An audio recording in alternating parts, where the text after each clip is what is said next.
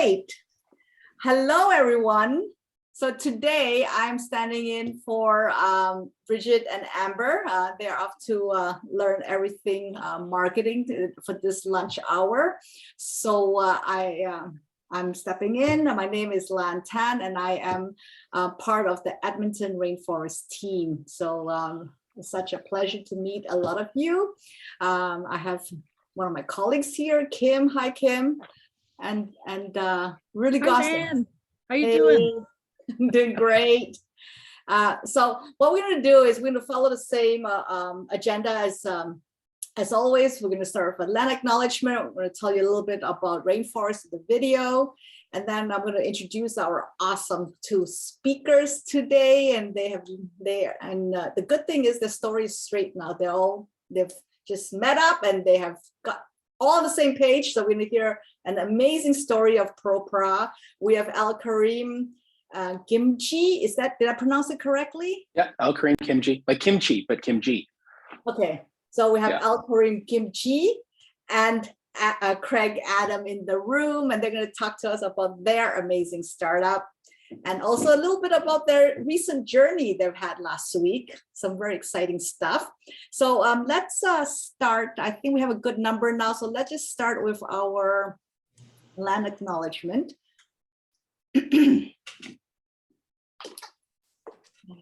So just to let you know, I'm running this solo today. So I'm doing the technical part and the hosting part. So if by some chance that we get some glitch, we all get off and we come on again, okay?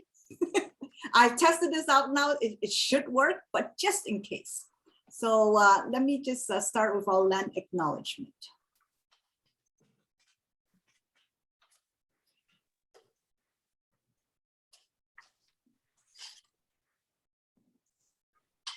The reason why you're waiting a little bit is because I gotta put my picture smaller. So in the spirit of reconciliation, we acknowledge that we live, work, and play on the traditional territories of the Blackfoot Confederacy.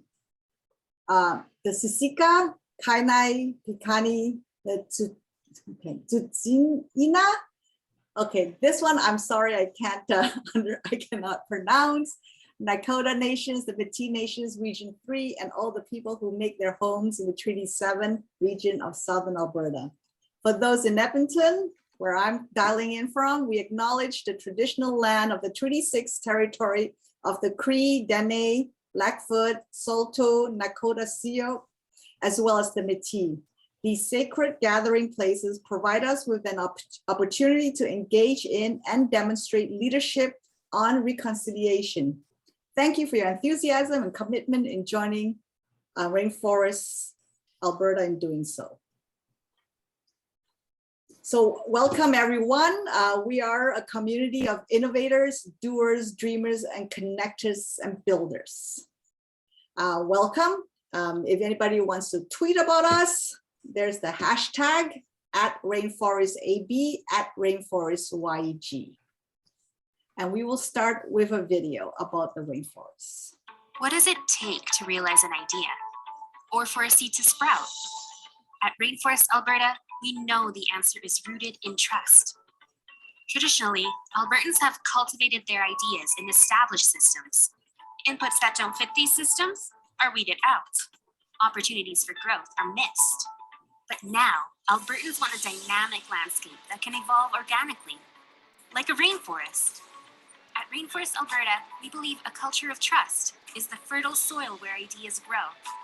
Our budding innovation ecosystem is a network of relationships pulling each other up as they push forward in their own field. Trust breaks down barriers. An open, inclusive network increases collaborative innovation. Successful breakthroughs inspire new ideas. A cycle begins. Rainforest Alberta is a movement to amplify trust by cultivating honesty, inclusion, and accountability. How? Our social contract holds us accountable to demonstrate trust across the province. We meet to have honest conversations around collaboration. This leads to more inclusive spaces for everyone to fearlessly build new ideas together.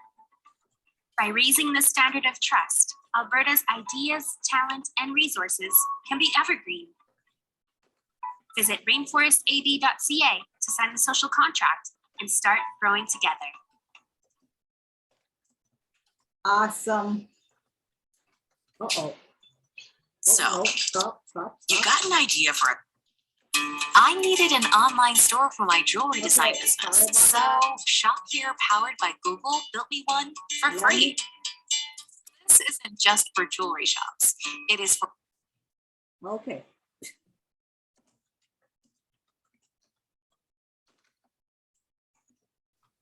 All right. So we have the 6 pillars that we work with.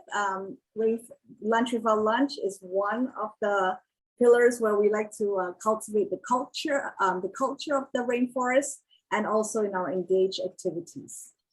So here are some tips to make the most out of Lunch Without Lunch. Introduce yourself in the chat, which some of you already did. Thank you very much. We have over 40 people on, so feel free to just say who you are. What are you working on, looking for, and can offer? Please share that also in the chat. Connect with individuals through direct messaging if you want. And also put your camera on so we can see your smiles. Ask questions and keep connecting on the Rainforest Slack workspace. So if you sign the social contract, you will be having access to the Rainforest Slack workspace. And usually there is a notes at the end of the session that remind me I have to download. And then there's some recording on YouTube too. So we share that with people. So today's point we want to make around the social contracts, the role model. So I'll lead at times and follow at other times. Each person acts as a role model for everyone else. I will live by these ideals and enforce them as a member of the rainforest community. And we have a lot of role models here in Alberta. So reach out to your role model and if you want, put in the chat who your role model might be. So with that, I will then stop sharing. Oh, I guess I forgot to share the decks, didn't I? Okay, well, we will just go straight into the main point of today, and that is to welcome the co-founders of Propra. We have with us today, we have Al-Karim. He's the CEO and co-founder of Propra. He brings years of entrepreneurial and real estate experience that spans over 2 decades, including development, operations, and asset management of a mid-scale hotel portfolio, and managing his own small rental property portfolio. Previously, Al-Karim worked in management consulting at McKinsey & Company and in private equity. In these roles, he focused on growing various scales of businesses and in different geographies, identifying challenges and actualizing opportunities in real estate and other industries, including telecommunication, cloud computing, infrastructure, and clean technology. So very well-rounded founder, Al-Karim. And with him, we have Craig Adam. Craig Adam is the CTO and co-founder of Propra. Craig has been writing code since the early 80s. He's been working professionally with technology since 2000, when he co-founded his first SaaS to help Manitoba's First Nations to administer welfare programs online. Wow. Since then, he led the development of a B2B payment platform called Telplay and the launch of a new OSS BSS system at Shaw. So Craig, you probably have to explain what that is. That is totally, I do not understand. And scaled up engineering at Skip the Dishes before co-founding Propra, a modern solution for property management. And with that, I'm going to hand it over to Al-Karim and Craig, please. Perfect. Well, actually, before I share my screen, first of all, thank you so much for this amazing opportunity. It's great to share what we're doing with rainforest. I think the idea and concept of rainforest, Craig and I were just chatting about it last week, is actually pretty amazing because of the collaborative nature about bringing people together to support a community, and how that we're all interconnected and how there are amazing things happening. what we want to do is be really thoughtful about our time with you. And what we're going to do is give you a bit of context about what is Propra and talk about how we came together, but really focus our time on some of the lessons learned. Osman, you had a great question. We're going to be chatting a bit about our traction story as we dive in. And then we'll kind of round that out with some Q&A. Len, just want to confirm, we have about 20 minutes or so, 25 minutes? Okay, perfect, thank you. Great, why don't I dive in? Before I dive in though, and show you some quick slides about what is Propra, you heard our bios. Feel free to drop in questions into the chat, and we'll try and tackle those at the same time, or feel free just to come off mute and interrupt and participate, and we'll love to kind of go on the fly together. I'll dive in now, and I'll show some slides. Can I get a thumbs up if you can see my screen, please? Bingo, thank you so much. So quick version of what is Propra, and I think the sizing is better now. When we started this, we realized that everyone has this experience. And so we're going to tell you a version of that story that is very common to, I think, to all of us. When we think about the experience of the tenant, we've all been in this situation where, you may feel this animosity towards the landlord or the tenant because we've, been in a home, maybe we've rented an apartment, maybe we've been in an office space, maybe we know someone who's been there, where you're not in control of solving the problem. But this is your home, or this is your office where you spend many, many hours. And so, this example on this screen is a picture of that frustration, right? And what does that look like? And when we look at the other side of this relationship, we know that landlords and property managers have tons on their list. They're managing requests for hours a day, managing various workflows, using manual processes and multiple point solutions to get this work done. It's very challenging, and they do it with pretty slim margins. And so for Craig and I, as we've lived in our own places, managed a portfolio of various assets, we saw an opportunity to think about how do we take property management and change that experience, right? How do we automate it so that our customers can focus on growth, so that they can run their business from a single browser tab or even from the palm of their hand? And what we realized as we've talked to folks in this space, there's tons of opportunity. And so we're excited to chat with you about this today. Let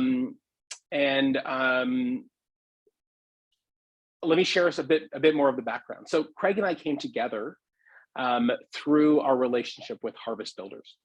And Harvest Builders is a local venture studio. And Nina, if you don't mind dropping in Harvest's website, that'd be great, so folks can check it out. For us, it was an interesting opportunity because we saw that we had individually had our own ideas, and I had kind of reached out to Harvest because I was curious about learning more about different ways to get involved in the tech scene, the startup space, hearing all this excitement of what was happening. Saw this as a unique chance to get involved. And that's how I met Craig. Craig, do you want to share a bit of the story of how we came together in the white space? Absolutely. I mean, for me, I was working as the VP of engineering for a global IoT company based in the US. When, I happened to bump into a former colleague from Skip the Dishes who was asking me about if I knew anybody that'd be, interested in founding roles, CTO types. And I was like, hey, I'm a guy like me. Let's have a conversation. So I jumped in my car, drove out to Calgary, and started meeting actually with a bunch of folks at Harvest, just talking about kind of different spaces that had yet to see real great disruption. So we talked about, insurance, we talked about, investing, we talked about property management and just the real estate industry in general. And eventually, I was really attracted to the prop tech side of things, mainly because it was it's a problem that we kind of all face. Everybody lives somewhere, and so it's a very kind of tangible thing that we all experience. I was very excited about that, and so kind of I started digging deeper into like what is the actual problems that we see in that space, and it was kind of through those conversations that we ended up getting introduced, that Harvest ended up introducing me to Al-Karim, and kind of we went right from there. Exactly. And what was exciting about that is Harvest brought us together, and we were able to not only tap their knowledge, but they also brought us together with some advisors in this space. And when we started, and Craig and I, we kind of loosely talked, this is the real version, is we loosely talked about this idea for a couple of weeks, actually, in the fall of 2020. And it was COVID. And I remember the first time we met, it was with masks on, and we were in a meeting space, and it was pretty spread out. And we realized in early December of 2020, there was something here that a lot of people can appreciate this problem, and that we hadn't seen that true disruption. When you think about Craig's experience at Skip the Dishes, where they were using cloud and AI technology to bring transparency and to simplify the relationship of hungry people and restaurants. How can we do the same thing when we think about the relationship between the landlord and the resident? And so that's where it began. And so when Craig and I started, the venture studio Harvest really helped us, because it wasn't just the two of us. We had a team of experts and talented folks whose services that we could access and learn from, which really helped us accelerate our journey. Before I tell you a bit about what we've learned, let me tell you a bit about how far we've come. So in the last 15 months, we incorporated in January of 21. We had our first product in market in May. We were able to secure our first customer and revenue in June. And it's been pretty fast since then. In the last 12 weeks, we were very, very fortunate to participate in a program called the Alberta Accelerator by the 500. And I'll drop in a link at some point during the chat, so you can check that out. This is an amazing program because Alberta Innovates, the Alberta government, Prairies Can, a few other organizations, I can't remember them all, were able to help startups with a thoughtful programming around how to accelerate your growth and drive traction. And the reason I share that is because it's very encouraging. And Lan, it's not because you were here, it's because it's really important to talk about, but it's very encouraging to see the amount of support that the tech space is getting from the province, and from a variety of the organizations that are supporting us, both, even the Mayor Gondak had shared her perspective on the startups and sort of growth of jobs. And so the two data points I want to share with you is, one, we have grown our team, including Craig and I, to a team of 22 as of this past Monday, in 15 months. Thank you. And the other data point I want to share is that through this Alberta Accelerator program, we more than tripled the number of customers that we have on our platform in the last 12 weeks. And so it's that proof of technology and sort of traction that's been really helpful. What we're going to do now is Craig and I are just kind of chat together and riff a little on each other's journey. So Craig may interrupt with me with questions, and I may interrupt him. What I wanted to talk about were two things. One is our traction story, and I think, Osman, this relates to your question, and congrats on your startup as well. I'm kind of reading the chat at the same time. And I want to talk about these various programs and accelerators and learning how to pick them. And then we'll kind of flip over to Craig. He's going to talk about hiring, and hiring specifically devs, and what that means in Alberta, because it's a very tight market. But also how are we approaching building our technology? And then if there's time together, Craig and I will chat about some other sort of bigger things that we've faced together and how we've learned to collaborate, especially around something like raising money. So let me start off with the traction question, because I think that's always the first and most interesting thing. Because when you think about the business, if folks talk about this metric of MRR, which is monthly recurring revenue, or ARR, your annual recurring revenue, and that's really your barometer of what matters. And in the Alberta Accelerator by 500, they talked about it as your OMTM, which is the one metric that matters. And it really does, because when you talk to investors, the first question they ask you is, they ask you about the product, but the one question they want to know is, how much money are you making right now? What is your top line revenue? What is your GMV? Because that is a metric of your traction. And it doesn't mean that you have to be, doing $100,000, $200,000 a month. It could start off slow. And a piece of that journey is, how do you drive that? And so, Osman, to your question, your question was, what were the biggest challenges for you getting your first 100 users? What marketing channels and tactics were effective? So this actually feeds perfectly. It's almost like we planned this, but it feeds perfectly into the first thing that the core content of what we learned at this Alberta Accelerator, which is experimenting. We tested, I think, like 18 different ideas of how do we get in front of the right customer. So I think it's first, who is your customer? And for us, it's landlords and property managers between 100 to 1,000 doors. Because at that point, when you're at 100 doors, you need to get a little bit more sophisticated than Excel, unless you are a wizard, which I definitely respect and appreciate. And when you're over 1,000 doors, you're looking at more complex solutions. What we've learned in Canada, and the same thing in the US. In Canada, there's about 5 million rental apartments in Canada. In the US, there's about 50 million. So it's exactly the ratio that we know of 10 times. That the problem exists that, these folks are managing their properties with archaic solutions. And so that was the biggest thing for us, is how do we get in front of them? And so the biggest challenge for us was getting in front of the right customer. And so some of the tactics that we've learned that we're happy to share is, we approach the market in 3 ways. One is we just do just grind it out. So we just do research, and we reach out by email, and we cold call. And what we try to do is identify who are customers that could potentially use us. And then we reach out. And so that's more of a direct sales method. The second method that we use is going to the virtual water coolers of where our customers could be.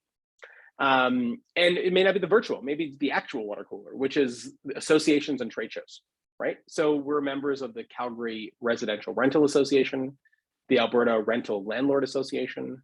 We're attending a trade show in Toronto later this month called Property Manager Springfest. And so the idea is how do we get in front of the right folks to learn about not only their problems, but also to share with them what we're up to. And the last approach is an inbound tactic, which is, as we talk to people, we're learning a lot of information. We have a lot of great data about different businesses. Are there trends and learnings that we can see? And this is more of a sharing knowledge, but it's also created some inbound leads for us, is we've developed some white papers. And so if you hop on our website, propra.ca, and you scroll down, you'll see that we have a series of white papers that allow folks to learn about different things that we're seeing in the industry. So the first thing we shared was a white paper on 5 ways to drive greater profitability in your business. And the second one was, as we were kind of approaching the end of the year and early January, a lot of questions around, are we seeing trends? What were the residential trends for property management in 2022? So we actually worked on a paper and shared some of those ideas as well. And so those were some of the 3 key ways, but it's been helping us get out there and learn different things. Alan, Craig, I see answered your question. And did you ever try cold email, and how did that work? Osman, great question. 2 things that we've done. One is we started tracking all of our external interactions through HubSpot. And so there are various softwares out there, Salesforce, HubSpot, whatever works for you. HubSpot has a program for startups where you can get 90% off in your first year, 50% off in your second year. So definitely look at that. What we did is started tracking that. What we learned is that you need to introduce a series of email sequences. So it's not just send a cold email, but it's send a cold email, maybe follow up with a call, maybe reach out to reach out to them on LinkedIn, maybe then follow up with another email, but do it in a way that is respectful as well, right? Because people have different things going on. We've learned that there's an interesting cadence in property management, which is that the 5 days before the end of the month and the 5 days after the end of the month, so 25th to the 5th, is a very busy time. So we try and stay away, and we try not to book meetings in that window, because we know what happens is either people are too busy or too stressed, so they're not paying attention. And so it's really spending time of who is your customer and how do you engage with them. I'm going to pause there. And I'm happy to answer more questions around around sort of the traction and experiments, but would love to share one more piece around programs and accelerators. When we started, we were really focused on, how do we grow really quickly? Yes, exactly, Mike. We wanted to grow really quickly. And so we thought, engaging with different accelerators would be actually very valuable. What we learned is that you need, and now there's a bit of a new thing, so we'll talk about that in a second, and I'll do a little plug for it, but you need to have some traction. So you need to have some proof of concept before you can really dive in and get the value. And so we had applied to a couple accelerators, and the feedback was, we love the traction you have, but we want to see more. And the reason they want to see more is because they want you to be established to then apply their techniques and network to your business. That being said, there is a pre-accelerator program called the Catalyzer, I believe, which Alberta Innovates is part of. So check that out. I think they have a cohort going on right now at Platform Calgary, and then I think the next one's in Edmonton, but don't quote me on that. But I'll try and drop some information in as we're chatting. So I think the question is really thinking about, when do you want to join those? And at what point do you want to, what do you want to get from them? So it's not just about their network, but it's about the content, because they are intensive programs. Osman, I'll answer your question quickly. Churn rate and how long is the sales cycle? We typically find that it takes anywhere from 2 to 12 interactions to book a sales meeting. That typically takes between 7 and 30 days. And then after we book a meeting, we typically close, I would say, a third to half of those customers. We know we don't have any churn as yet. We're quite early. We also have been tracking data point, and I think you'll find these interesting, is our open rate on emails, I think, is over 50%. I think it's like 54%, which is about 3 times the benchmark. And I'll talk about why in a second. And the other data point is our reply rate. So our open is about 54% and our reply rate is about 18%. We've had success in that because been learning, how do we find the specific customer and share with them, talk about their specific problem. So a landlord and a property manager have very different problems, because a landlord is an owner operator and a property manager is managing assets. And so they have an additional relationship with an owner, different framing. And so that individualized framing has really helped. I think we've sent out, since November, maybe 2,300 emails. And so that's where that's sort of the sample size of that data for you. I've done a lot of talking. Feel free to throw in more questions, but I want to pass it over to Craig. I think Craig, and you'll share this, but I think there's a couple of things that we've learned around hiring devs in a tight market, and how do we build technology remotely, because we've been operating in COVID, we've been in and out of the office. Would love for you to share some of that. All right. Well, I'll start with the hiring side, because I was talking to, when we were up at Edmonton, as part of the 500 program, I had a chance to talk to a bunch of other co-founders, and like the common question that a lot of them had was like, how do you hire devs in this environment?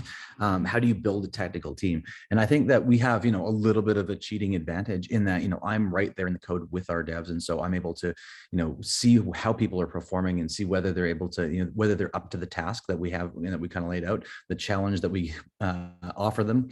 And so we're able to do, I think, we're able to take more chances on people, I think, than a lot of other people can.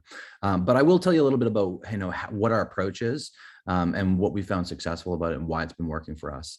The first thing is that the idea of working for a startup is a very different proposition than working for, not trying to pick on any particular industry, but for example, the oil and gas industry that may have large, well-established companies with, strong processes, a lot of, established procedures and a high level of structure.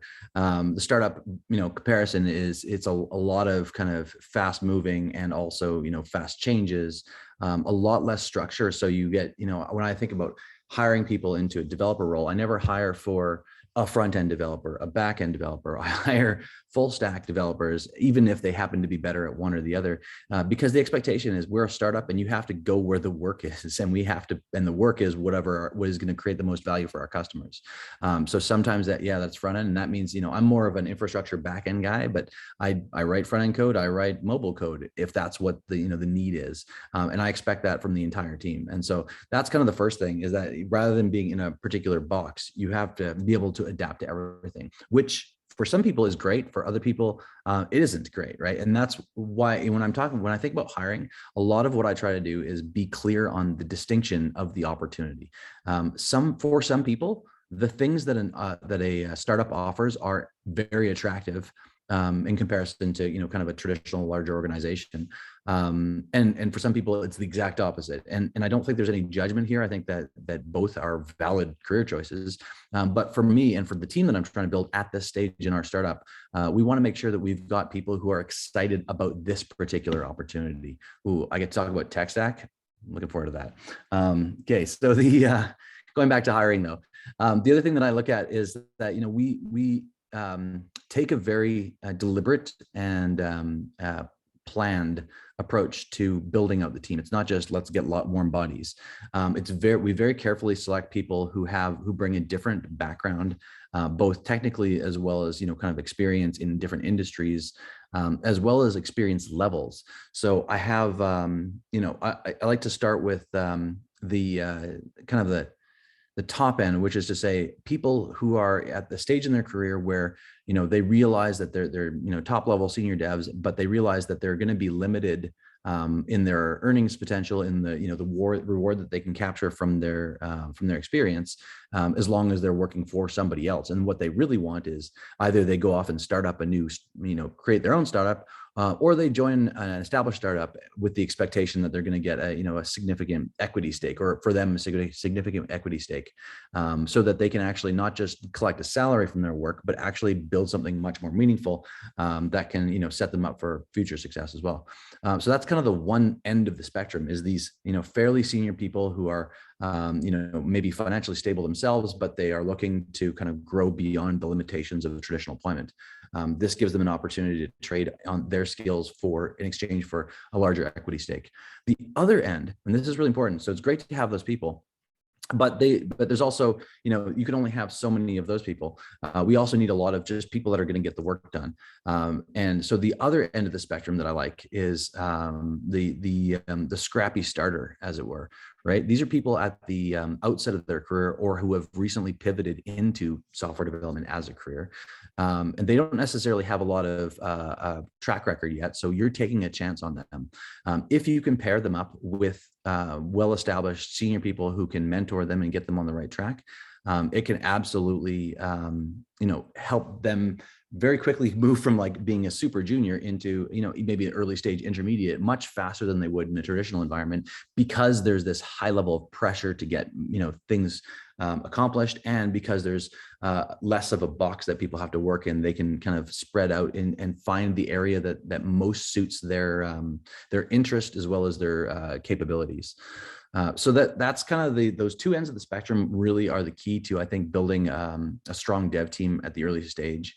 The nice thing about those folks at the early stage is that, you are taking a chance. But the best part is that for them, it may be difficult for them to get employment with a large established company, just because that large established company is going to be using, shortcuts for selecting humans. So things like looking for, particular degrees or GPAs or years of experience, without necessarily digging deep into what is this individual human capable of, and what are the qualities that they have, what transferable skills do they have from other professions that actually would make them a stellar developer. So I really, I'm really big a fan of looking for those, I don't want to say diamond in the rough kind of thing, but I do love Aladdin. But definitely looking for those people who have not yet had a break and they're looking for a break. I like it because we can give them that opportunity, right? I can give them that mentorship so that they can accelerate their career. So it's a huge win for them. And plus we get that energy and passion from those folks because they're just so excited to prove themselves and so excited to build their career and get started. I think, you know, working for a startup is an excellent launching point for a longer term career path.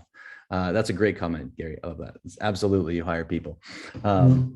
All right, so that's kind of the approach for hiring. And it's definitely not foolproof. You know, you take chances on people. Sometimes people find that the challenge is too much for them, or that it wasn't what they were expecting, and so it doesn't always work out. But you know, I have found, I was just thinking about the ratios that I've had over the years, and I feel like in you know, like decades of hiring hundreds of developers, I feel like my ratio has been really good. And I don't know if it's, you know, I don't want to take credit for it personally, but I think it just speaks to the fact that if you take a chance on people and you look for those qualities and transferable skills that are not obvious at first, I think there can be really great results, and you can tap into really overlooked talent.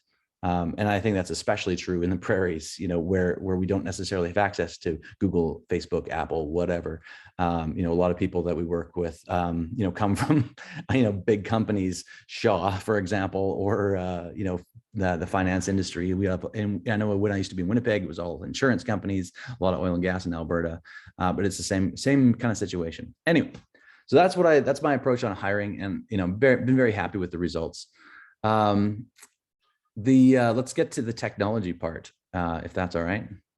So, all right. So Osman asked about the tech stack. I'm happy to talk about that because it's like one of my favorite things of all time. I could talk for days about the tech stack, but largely like I'll talk first about the process that we use, because one of the things that we have to do as a startup, and every startup has to do, is, you know, ship code changes, whether it's, you know, new product or updating product to meet market needs, or to quickly pivot into whole new business models. You have to be able to ship changes to your software fast and at a high quality. Now, usually those two things are a trade-off, right? Like you've seen, you can either have it fast or you can have it done well, but you can't have both. And this is kind of the challenge of, I think, a successful startup, is that there is no compromise among those two things. Similar, I always kind of draw on this analogy of like training for the Olympics, and I'm not really much of an athlete myself, but I've definitely, you know, friends with a lot of great athletes, including people who have competed in the Olympics, and you know, it's the dedication and discipline that it takes to compete at the top level is the same kind of discipline and dedication that you need from a dev team in order to succeed. It's not enough to just show up and put in, you know, a day's work. You have to kind of live and breathe the product, live and breathe the changes. And it's not enough even to do that. You still have to be able to coordinate. So just like some Olympic sports are individual, and others are team sports, coding is absolutely a team sport, right? You can do a lot as a single developer. You really can. I've done it, but you can do so much more when you bring humans together and they're able to coordinate and work together effectively.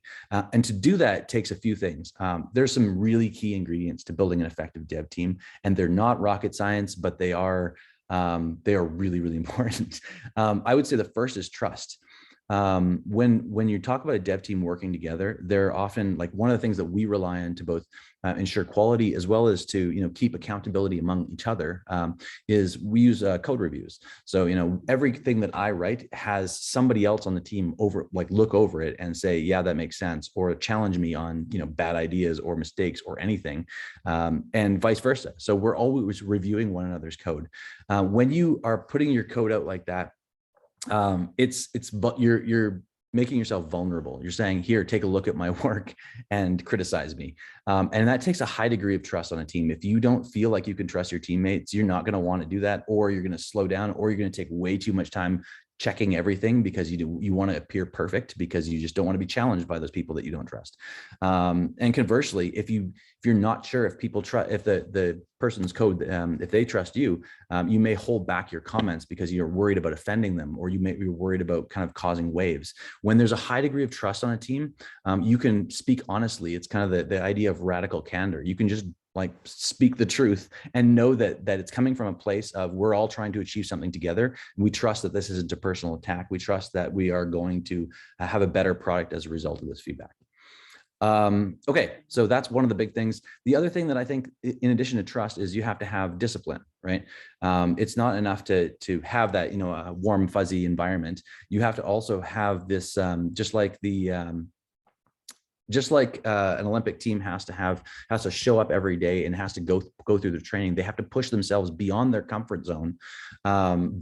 Although not to the point of injury, and I'll get to that in a second, but we have to have the discipline process in a place so that people can know exactly how they can be most productive, most effective, and also show up and be releasing code constantly, reviewing code constantly. So we have some very specific rules set up, and they're very simple rules. They really come down to like very obvious things like leave the code better than you found it. We have an order of precedence. Outages always take precedence. If there's a problem that's affecting a customer, everybody's going to drop everything and make it fixed because we're supporting a production system. If there's bugs, we're going to take care of those first. If there's ongoing work that we've been working on, we're going to take care of that first before starting something new, so we can minimize our work in process. All of those things are really key to having that discipline is really key. Some of the agile frameworks are good for giving you that a way to work in that discipline, but definitely whatever framework you adopt for a team, you need to be able to stick with it. The team has to be bought in and use it regularly. Okay. Now I know, are we supposed to wrap here, or can I talk about the tech stack, Al-Karim? Well, we should wrap up, unless you could do it in 2 sentences, Craig. Okay, I know you can't. I can. You can. Go ahead. So we're on AWS and we use a serverless event-driven architecture. Perfect. Awesome. So amazing. Thank you so much, Al-Karim and Craig, for coming today. It's really incredible. Again, that trust, right? That's the premises of the rainforest. Trust. When there's trust amongst us, we just get things done so much quicker, right? The velocity just increases, and here, is a great example in life of what we believe in. So that's so awesome. Thank you so much, Craig and Al-Karim. We do have time for 1 or maybe 2 breakout rooms. So I'm going to have the pleasure of playing with that today, and I've never done it before, so bear with me. I'm going to welcome back. So Al saying hi to you, Bridget. Pleasant surprise. Yeah. Coming in for us. I thought I'd hop in for a few minutes. Awesome. So everybody's coming back now. That's really great. So one thing I didn't do in the very beginning, and that my apologies, is that are there any new rainforesters here? So Jolyn just said hi to us as a first timer. Anybody else that are new to Lunch with Our Lunch? Let me just see. This is my first time here. Oh, welcome. My apologies for not welcoming you earlier. Jolyn just let me know that she was having fun and she met her classmate, and they both were here for the very first time. So guess who we have in the house today? Hey, Bridget, welcome back. Hi, everybody. And thanks for letting me run the show today. It was really lots of fun. So I do have one more thing to do in my instruction, and that is to put out the last poll.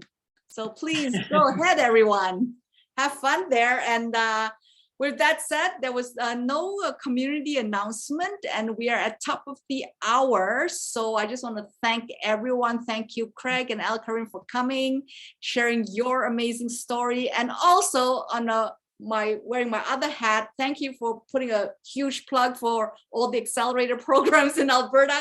Now, just to let everybody know, we did not plan that. I did not ask Al-Karim to say anything. So thank you, and I really appreciate it. So Bridget, you want to share some words with the people? Thanks, Lan. No, I have nothing. If there's any community announcements, you can throw them in the chat. Actually, I have one small thing. If you were part of the hybrid Lunch Without Lunch last week and have feedback for us, I know we already received some, and there were some obvious glitches that we'll keep working through, but any other feedback, please send to Amber and I. It looks like we will be doing that for the last Wednesday of each month. For now at Platform Innovation Center, though we're open to moving it around town. And Craig and Al-Karim, nice to meet you, see you. I'll watch the recording. Thanks for coming today, and I look forward to connecting another time. Well, thank you, everyone.